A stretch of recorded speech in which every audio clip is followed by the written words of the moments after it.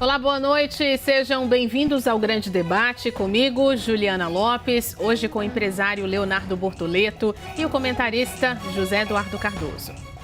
Primeiro tema de hoje, o ministro André Mendonça, do STF, autorizou a Polícia Federal a investigar os repasses ao filme Dark Horse, que conta a história do ex-presidente Jair Bolsonaro.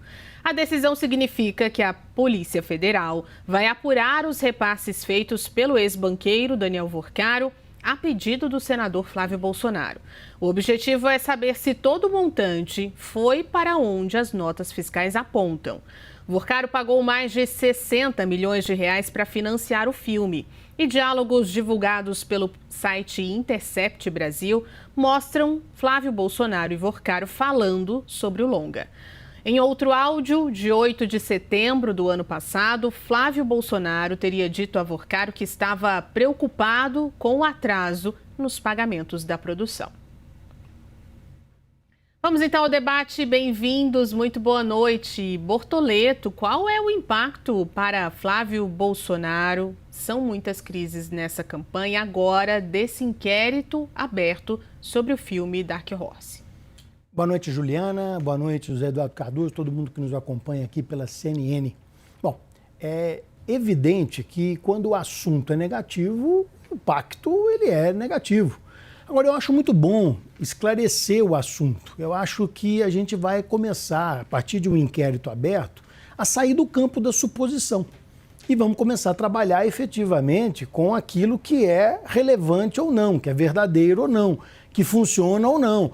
Se esse dinheiro ele foi efetivamente no intuito de ser um patrocínio, que é totalmente ilícito, ou se ele foi uma maneira de gerar fundos para outros fins. E é muito fácil, me desculpe, todos que vão estar envolvidos nesse inquérito, é muito simples, é estudar o caminho do dinheiro. O dinheiro sai de um lugar, vai para outro lugar, e de lá ele tem que chegar ao seu destino final. Origem, Banco Master. Depois, produtora do vídeo, pagou o que com isso? Tem que apresentar os pagamentos que são pertinentes a isso. Lembrando que não há dificuldade alguma quando uma operação ela é superavitária sobrar dinheiro, o que não é o caso. Deixemos muito claro, porque a cobrança do áudio é justamente de que precisava demais chegar até a conclusão do que estava comprometido, com o risco talvez até do filme não ficar pronto. Então, sem paixão, nós temos que entender que o que a gente precisa é efetivamente de uma apuração não partidária, isenta e que traga à luz a verdade. Porque não dá para poder ter um filme que foi patrocinado ser vilipendiado. Não dá para poder ter um filme como uma fachada para poder financiar outros fins. Então, independentemente de qual vai ser o resultado do inquérito, o importante para o Brasil e para os brasileiros é poder esclarecer de modo não apaixonado o que é esse filme Dark Horse. Ele é realmente aquilo que ele se propôs, busca recursos para poder fazer uma produção cinematográfica, a despeito de quem gosta ou não gosta do tema, para poder apresentar ao público um produto final, que inclusive pode até vir a dar lucro ou não. O filme foi uma maneira de poder falsear investimentos para outros fins. Eu acho que toda pessoa que verdadeiramente prima pelo correto, pelo certo, pela coisa pública não misturada com a privada, deseja um esclarecimento. Então entendo eu, Juliana, que impacto negativo final só terá se o filme Dark Horse, de alguma forma e de maneira efetiva e comprovada, foi um palco para ilícitos. Se não o foi, não vejo impacto negativo, muito pelo contrário. O que resta saber é o seguinte: quanto tempo dura esse inquérito? Em quanto tempo ainda vai pairar dúvida? Porque se o inquérito se desenrolar ao ponto de não termos esclarecido efetivamente qual foi a finalidade do filme, o prejuízo para a campanha de Flávio Bolsonaro, sem sombra de dúvida, ele é grande. E por que ele é grande? Porque onde paira a dúvida não tem certeza. Se não tem certeza, é mais provável ser palco para poder receber acusações e simplesmente ficar batendo na mesma tecla de que não foi isso, foi um pedido de patrocínio sem nenhum tipo de comprovação financeira. Eu, se fosse prejudicado, entendendo em cima de uma situação como essa, me apressaria a apresentar a destinação dos recursos. Se o inquérito vai demorar, me antecipo e apresento. Eu acho que essa é, efetivamente, a esperança que nós temos. Qual é o fim desse inquérito? Cardoso, bem-vindo, boa noite. Concordo ou não com o Bortoleto? Qual é o impacto para Flávio Bolsonaro desse inquérito aberto sobre o filme? Olá, Juliana. Olá, Bortoleto. Eu sou daqueles que sempre defende e defenderá que não se pode prejulgar ninguém. E falo que, neste caso, tem que haver uma apuração, tem que haver direito de defesa, para que todos se expliquem. E nesse ponto eu concordo totalmente com o Bortoleto. Agora, que os fatos são ruins para a família Bolsonaro, são. Os revelados até agora deixam algo no ar muito sinistro. Primeiro, vamos lembrar, quando foi arguído por um repórter do Intercept, Flávio Bolsonaro, o senador, sobre financiamento do filme do seu pai por Daniel Vorcaro, ele riu ironicamente, dizendo que era uma pergunta de um militante. Por que fez isso? É estranho. Parece que ele queria esconder, ele não sabia que momentos depois seria revelado os diálogos que ele teve com Vorcaro. Deu uma desculpa esfarrapada, que havia uma situação de sigilo, que ninguém ia entender, uma desculpa incompreensível. A verdade é que ele queria omitir isto. Quem não faz nada errado quer omitir por quê? Segundo ponto, os valores envolvidos, 60 milhões de reais e mais 60 que pedia Flávio Bolsonaro, só os 60 qualificam uma quantia 4 vezes maior do que o financiamento que teve toda a arrecadação do filme brasileiro que ganhou o Oscar. Daniel Vorcaro não é um idiota. Ele estava apenas patrocinando um filme por amor à arte. Será isto? Parece difícil sustentar diante de todas as evidências da conduta de Vorcaro. Ele tinha a classe política brasileira, ou muitos políticos brasileiros, no bolso. O que ele pretendia ao dar aquela montanha de dinheiro ainda ser cobrada por outra montanha de dinheiro para a realização deste filme? É estranho. Terceiro, o dinheiro é remetido para os Estados Unidos numa situação absolutamente estranha, e pelo que acabei de ler numa entrevista da revista Piauí, o despacho que o ministro André Mendonça deu, fundamentando a investigação, fala de diálogos de Eduardo Bolsonaro orientando como deveria ser feita a remessa de dinheiro, dizendo que deveria ser parcelada, porque senão não teria explicação. Uma coisa absolutamente estranha. Mas as primeiras declarações da produtora que fez o filme diz que o dinheiro não chegou lá. Mas tem ainda financiamentos de emendas de parlamentares que mandaram dinheiro para o filme, pelo que a imprensa divulgou. O que diabo de tanto dinheiro é este? Por que Flávio Bolsonaro cobrava mais dinheiro numa situação absolutamente exorbitante para financiamento de qualquer filme? Qual é a lógica? A lógica parece sugerir, e eu digo parece, porque nós temos da direito contraditório, uma defesa da apuração, que esse dinheiro sumiu no meio do caminho. E há indicadores de que talvez Eduardo Bolsonaro tenha sido mantido no exterior para fazer sua militância política contra o Brasil com esse dinheiro. É gravíssima a situação e delicadíssima a situação para a família Bolsonaro. Ou seja, todos os fatos somados mostram um cheiro muito ruim. Se Flávio Bolsonaro quisesse esclarecer, ele já poderia ter esclarecido. Mostrava o caminho do dinheiro. Está aqui, foi para tal lugar, eu só intervi por causa disso. Não, nada se mostra. É tudo às ocultas. Parece que se quer esconder as coisas.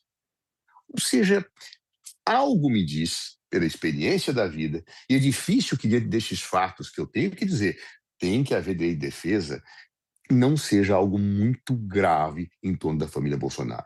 Em síntese, Juliana, esta abertura deste inquérito agora, corretamente pelo ministro André Mendonça, e tendo sido ele nomeado pelo Jair Bolsonaro, os bolsonaristas não poderão acusar de perseguição, imagino eu, essa abertura de inquérito pode gerar problemas gravíssimos para o clã Bolsonaro, e particularmente para o candidato à presidência da República, Flávio Bolsonaro, e o seu irmão Eduardo Bolsonaro. A ver, mas a situação é trágica nesse momento para eles.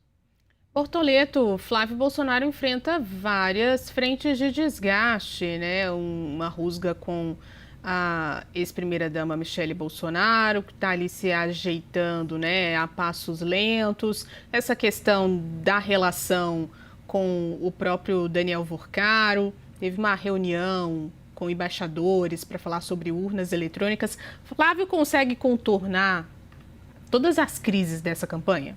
Bom, se ele consegue, Juliana, eu não sei, mas a maneira de contornar, entendo eu, é falando a verdade. Veja, o Zé falou aqui várias vezes, né?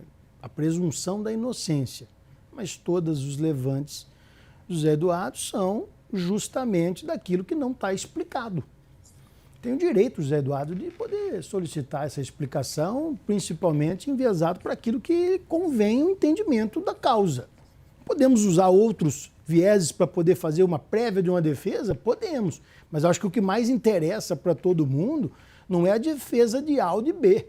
É que efetivamente a gente saiba a verdade, independentemente de crise. Agora é natural que crises estejam rondeando as candidaturas de direita nesse momento. Isso eu tenho que falar. Por quê? Porque nós estamos no meio das convenções partidárias. Qualquer desestabilização das três principais, vamos assim dizer, três principais candidaturas de direita interessam a quem?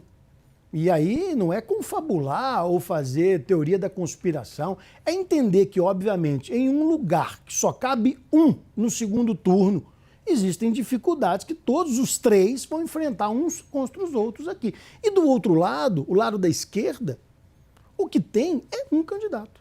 E esse um candidato, a única crise que vai ter é durante a campanha, não antes da campanha.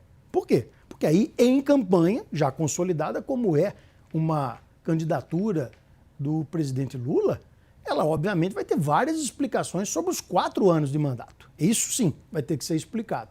O que eu entendo é que um desgaste atrás do outro é óbvio que fica muito mais difícil de atentar para aquilo que é produtivo em uma campanha. Mas eu entendo que, na realidade, a gente vai ter campanha na prática mesmo, é no meio de agosto para frente. Não é só pela etimologia da palavra pré-candidatura ou candidatura propriamente dita, que é depois das convenções. É porque verdadeiramente aí os holofotes, já uma vez definidos, a gente dá a palavra a quem verdadeiramente terá que ter palavra, não fica um monte de gente dando palpite, opinião, ou se mostrando como possível candidato. Tem gente se mostrando candidato à presidência da República para ver se vira governador, governador para poder virar senador, senador para ser deputado federal.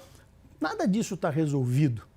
Agora, a quem interessa contornar ou não crise? Eu acho que, na realidade, não é de crise que a gente tem que falar, é da verdade. Verdade que tem faltado em muitos lugares. Não deveria faltar numa coisa tão importante, que é o trato da coisa pública. Bortoleto, mas você não está deixando isso de maneira muito lúdica ou filosófica? Não. É um desejo, é uma vontade. É aquilo que verdadeiramente deveria pairar no público. Nem sempre é assim que a gente vê, mas é uma boa sinalização para todo mundo poder estudar e ver a escolha que está para poder fazer em outubro. Cardoso, como o Flávio consegue contornar essas crises de campanha? Um talento. Eu nunca vi alguém com tanto talento para jogar cascas de banana para ele próprio cair nelas. É impressionante. A crise com Michele Bolsonaro, essa última fala com os embaixadores, um negócio grotesco, horrível, que tem afastado, inclusive, partidos para que sejam aliados dele. Nós temos visto nos jornais. Ele está se isolando politicamente. Agora, eu gostaria, no caso do Dark Horse, fazer uma distinção entre fato e análise do fato. O viés político ele cabe na análise do fato, não no fato em si. Eu descrevi fatos. Quais são os fatos que eu descrevi? Que são incontroversos. Primeiro, Flávio pediu o dinheiro para Daniel Volcar. Isso é fato. Não há nenhum viés aqui. Segundo ponto, ele ironizou o repórter quando ele fez a pergunta? Sim, fez. Isso é fato, isto não é análise. Terceiro, eu tenho uma situação de que o dinheiro que foi remetido por Volcar é muito superior ao financiamento de outros filmes vencedores de Oscar? Sim, é fato. Daniel Volcar está envolvido num conjunto de falcatruas que procurava ter sobre a sua órbita para ter vantagens políticos brasileiros? Sim, isto é fato. Eu tenho uma situação onde Eduardo Bolsonaro, pelo que parece estar divulgado pela imprensa, teria orientado como seria remetido a remessa do dinheiro? Sim, isto é fato. Eu espero que tudo se esclareça, para punir quem tem que ser punido, para absolver quem tem que ser absolvido. Agora, na análise desses fatos é que eu digo, não está bem. Não há uma interpretação aqui. Não tive explicação nenhuma desses fatos. Não se explica por que tudo isso acontece, não se mostra a contabilidade. É fato que a produtora declarou que o dinheiro não tinha chegado lá. Então, não há viés aqui, a meu ver. O que existe são fatos, e fatos complicados, difíceis, que se aguarda a explicação. Tivesse uma situação, Flávio Bolsonaro confortável e Eduardo Bolsonaro, acho eu, já teriam apresentado explicação. Nada. Estão patinando, tropeçando nas suas próprias cascas de banana. Isso tem colocado, inclusive, ataques da direita sobre ele. O governador Zema atacou duramente Flávio, falando que é inaceitável esse episódio. Veja, não é um petista defensor de Lula, mas é o governador Zema. Agora, Ronaldo Caiado atacou duramente, chamando que Lula está tratando o Flávio como um período de Natal, porque ele está sendo cozinhado pelos seus próprios erros, pelos seus próprios equívocos, pelos seus próprios desmandos. Então, é uma situação delicadíssima. Não cabe condenar Flávio Bolsonaro, porque tem que ser apurado, tem que ser investigado. Agora, falar dos fatos e dizer não foram explicados, isso não é viés, isso é realidade, isso é objetivo, não é subjetivo. Então, diante deste contexto, acho que a situação está muito mal parada para Flávio. Isso traz consequências políticas inevitáveis. Como é que ele vai, nesse contexto, sem uma explicação clara, que ele ainda não deu, hastear a bandeira da honestidade, dizendo que são os adversários que são corruptos, que o PT que é corrupto? Ele não tem como fazer isso neste momento, a não ser que bote tudo em pratos limpos. E não o fez. Há quanto tempo já está rolando essa história e ele não explica? Como é que ele explica que ele foi lá encontrar o Daniel Vorcado de tornozeleira para dizer, olha, eu não quero mais, não tem mais relação? Francamente, é um absurdo que se sucede dentro de várias situações em que eu volto a repetir a frase que eu disse no início dessa fala agora. Flávio Bolsonaro é brilhante. Eu poucas vezes vi um ator político jogar cascas de banana para cair nela, como vem fazendo o candidato da extrema-direita no Brasil.